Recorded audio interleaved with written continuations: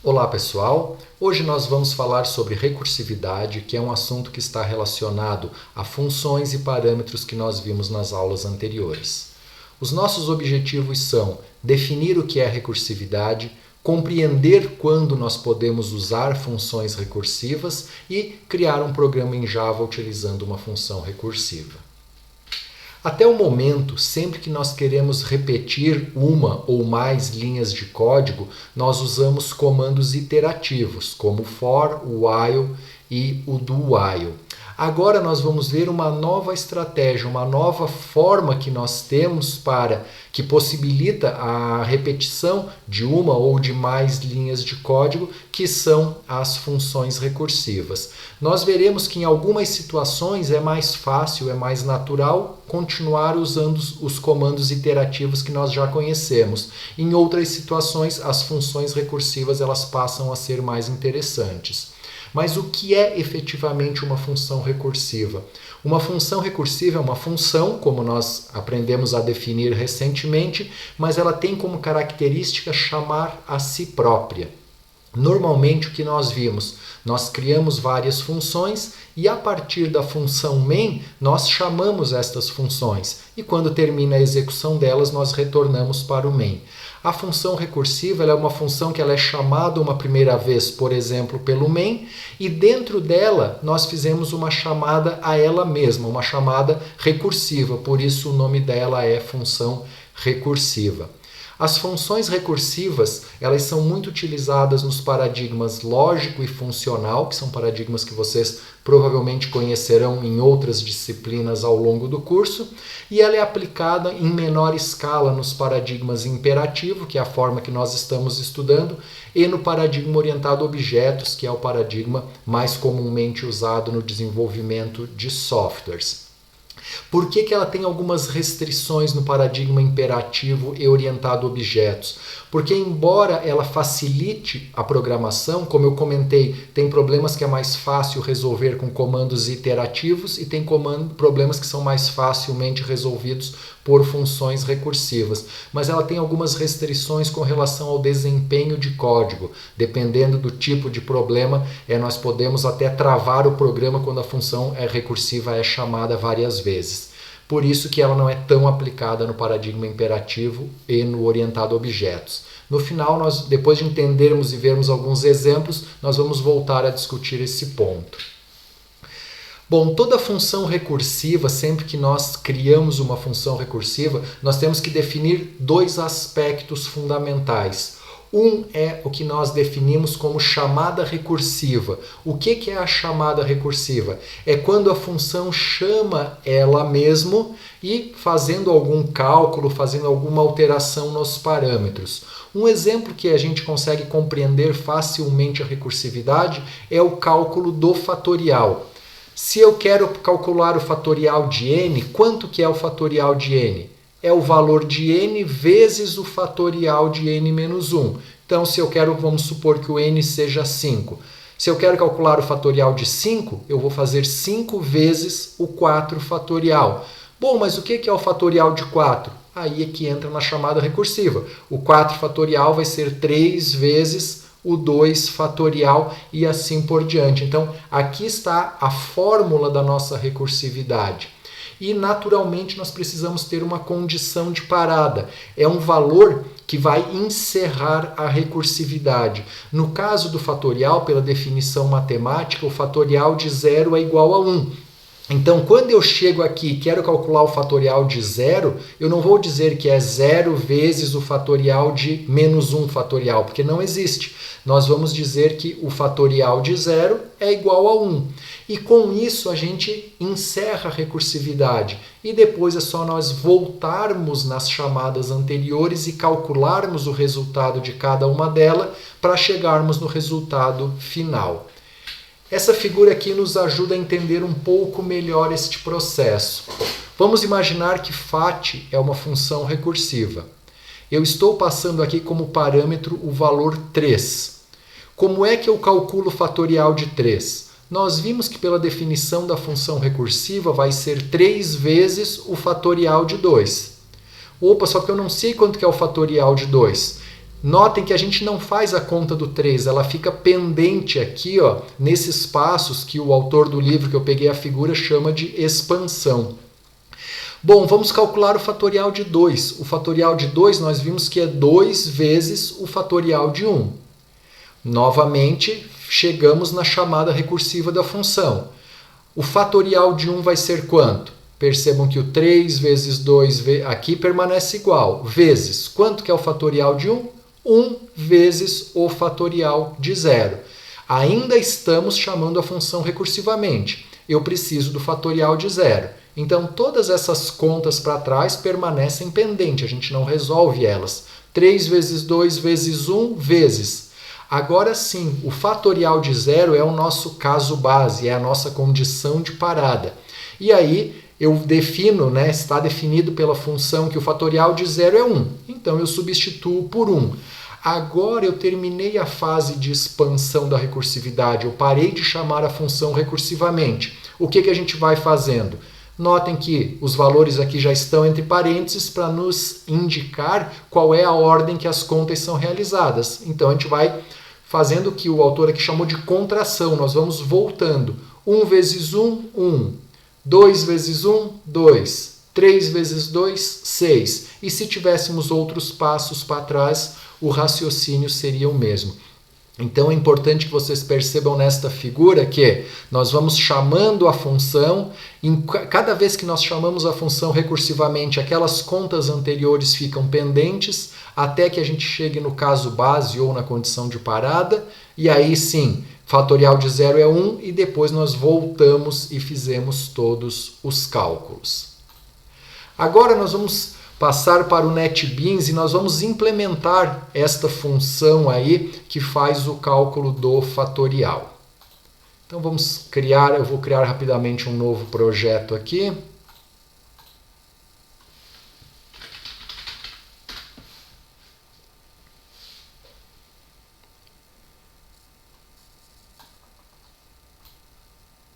Muito bem, está. Opa, fechei aqui. Então aqui está a nossa interface, vamos fazer a criação do nosso código.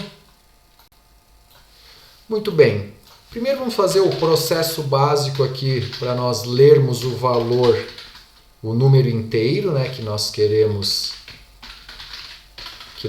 calcular o fatorial.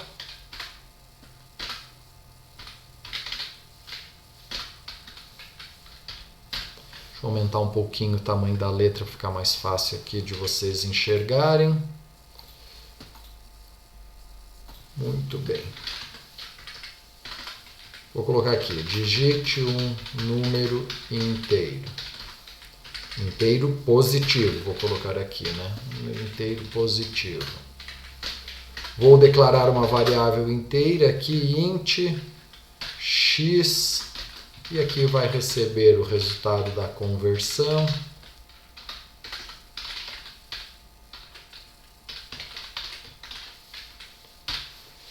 E agora vou declarar uma outra variável inteira aqui que eu vou chamar de fat. E vou colocar aqui a função calcule fatorial. Então, é essa função que eu quero chamar que vai calcular o fatorial. O fatorial de quem? Do nosso parâmetro x. E já vou colocar aqui embaixo a mensagem, o fatorial de, aqui a nossa número x, é o resultado que vai estar aqui na variável fat. Muito bem, então aqui está feito o programa. Agora vamos fazer o cálculo do fatorial, vamos implementar a função que calcula o fatorial. É uma função aqui public static, é uma função inteira, porque ela retorna números inteiros, calcule fatorial, que vai receber aqui como parâmetro um número inteiro x. Muito bem, quando a gente define uma função recursiva, nós vimos ali que nós temos dois casos. O caso que chama a função recursivamente e o caso de parada. Normalmente a gente usa um if aqui para identificar em qual das situações nós estamos. E é isso que a gente vai fazer. Se, qual é a nossa condição de parada do fatorial? Se o x for maior do que 0, eu vou entrar no caso recursivo. Se não, vou colocar aqui embaixo, eu vou entrar na condição de parada, ou seja, se o x for 0, qual é o resultado do fatorial? Quanto que é o fatorial de 0? Eu vou retornar aqui 1, porque é o que está dizendo lá no enunciado. No enunciado não, na definição da própria função, que o fatorial de 0 é 1. Pois bem, e agora? O fatorial de um número maior que 0, quanto que é? Eu vou retornar aqui. Nós vimos que vai ser x vezes o fatorial de x menos 1. Então eu vou chamar a função, ó, aqui é que está a chamada da função recursiva. Eu estou chamando ela dentro dela mesma. Só que agora eu levo quem como parâmetro? X menos 1.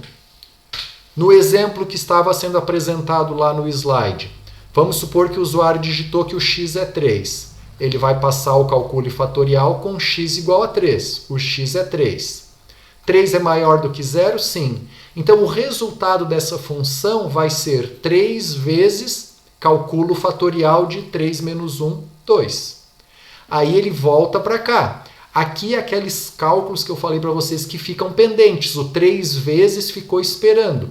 Ficou esperando o resultado da função. E aí ele vai calcular o cálculo fatorial para 2. X é maior que 0? É. Então vai retornar 2 vezes fatorial de 1. E assim sucessivamente, até que o x chegue em 0. E aí ele retorna 1 e vai... Vamos voltar aqui no slide para lembrar para vocês, né? E aí ele vai voltando aqui, ó, e vai refazendo todos estes cálculos. Vamos rodar aqui o nosso programa para ver se ele está funcionando corretamente. Sabemos que o fatorial de 3 é 6. Então, o fatorial de 3 é 6. O fatorial de 5, por exemplo, é 120. O fatorial de 5 é 120. Para ficar mais claro, vamos executar esse programa aqui passo a passo para que vocês possam entender melhor este processo.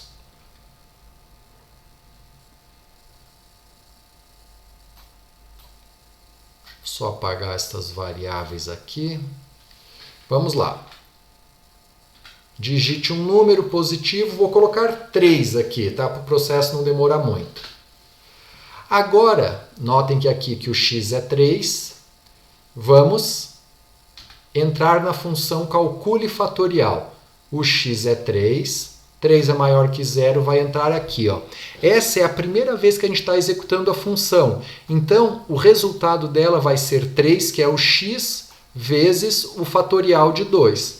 Agora eu vou pressionar F7, vocês vão ver que nós vamos voltar para cá. Por quê? Porque ele vai chamar a função fatorial novamente. Só que agora, ó, quem é o x? O nosso x agora é 2. Porque o x era 3, 3 menos 1, 2. Agora, novamente, estou aqui na linha do calcule fatorial. Vou entrar novamente.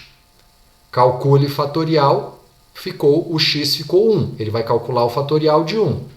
Entrou novamente aqui e agora ele entrou na última chamada com o 0. Agora, como o nosso x é 0, ó, ele veio para cá. Quando ele veio para cá, ele vai retornar o valor 1.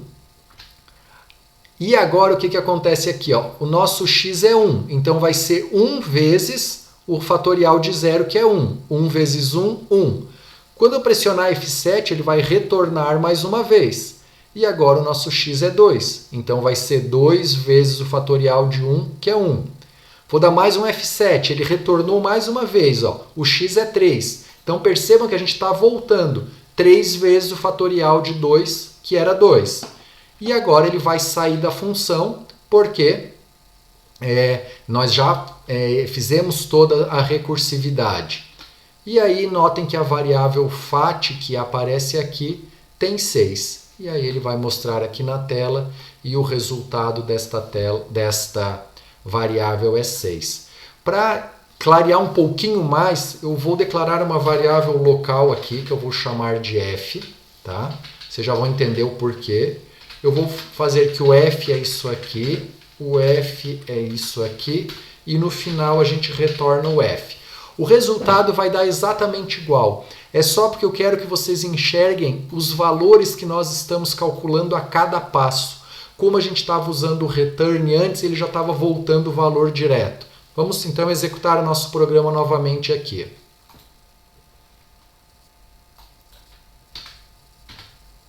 Digite um número positivo, vou digitar o número 3. Agora sim, ó, eu vou chamar a função calcule fatorial pela primeira vez levando 3. Está aqui. E agora eu vou colocar a variável f aqui para vocês enxergarem. Ó. O f, por enquanto, ele tá sem nada. Agora vamos passar para cá. Como o x é 3, essa recursividade vai ficar pendente. Vai fazer 3 vezes o fatorial de 2. O x foi para 2. Vou entrar na recursividade de novo. O x foi para 1.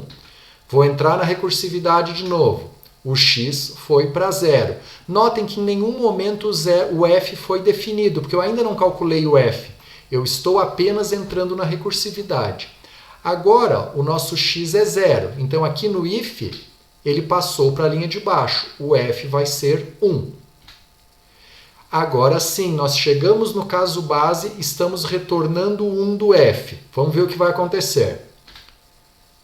Quando a gente retorna para cá, ó, quem é o x? O nosso x agora é 1. Nós estávamos na recursividade do 0. O f e o fatorial do calcule fatorial do 0, a gente já viu que é 1, né, que é o valor que ele vai retornar. Então, o nosso f agora vai ser 1 vezes 1, 1. Vamos retornar. A hora que a gente retorna aqui, ó, esse é o fatorial do 1. Quanto que vai ser o f agora? É o 2 da recursividade vezes o fatorial do 1. 2 vezes 1, 2. O nosso f agora passa a ser 2. Vamos retornar o f novamente. Aqui a gente chegou na primeira chamada, na primeira vez que a recursividade foi invocada. O f vai ser 3 vezes o fatorial que nós vimos antes, que era 2. 3 vezes 2, 6. E agora sim, ele guarda o 6 aqui na variável fat, imprime a variável fat e o nosso programa está concluído. Agora, para finalizar, vamos voltar aqui nos slides, que eu quero chamar a atenção para vocês por alguns pontos, né? Basicamente, todo problema que tem uma solução recursiva, ele também pode ser resolvido de forma iterativa, for, while, do while e assim por diante.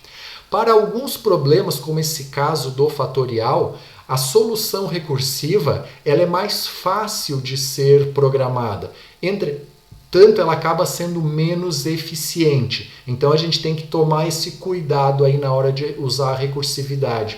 E em alguns casos a recursividade chega até ser inviável. Por que disso? Porque vocês vão ver em sistemas operacionais, compiladores, quando a gente chama uma função, a gente vai salvando uma série de dados numa pilha. E aí quando a gente chama essa função muitas e muitas vezes, né, ela se chama, essa pilha fica muito grande e vai ter um estouro de pilha, é o famoso stack overflow. Então, dependendo da situação, quando eu preciso chamar uma função recursivamente muitas vezes, eu posso ter um estouro de pilha. E aí a única abordagem que nós temos é usar a função iterativa. E aí pode ficar aquela dúvida, bom, mas se a recursividade pode ser menos eficiente, pode levar ao estouro de pilha, o porquê ela é interessante? Basicamente porque tem algumas funções que a gente consegue programar com 4, 5 linhas recursivamente e precisaria de muito mais linhas, fica muito mais complexo iterativamente. Então a dica final que eu dou é isso, a gente sempre tem que pesar entre complexidade de código, a eficiência e o risco que nós temos de ter um estouro de pilha para decidir se vamos usar uma função recursiva ou se vamos usar uma abordagem iterativa para fazer a repetição. E para finalizar, sempre lembrando que vai ser muito mais comum vocês usarem soluções de forma iterativa do que soluções recursivas na construção dos programas. Por hoje é isso. Até a próxima, pessoal.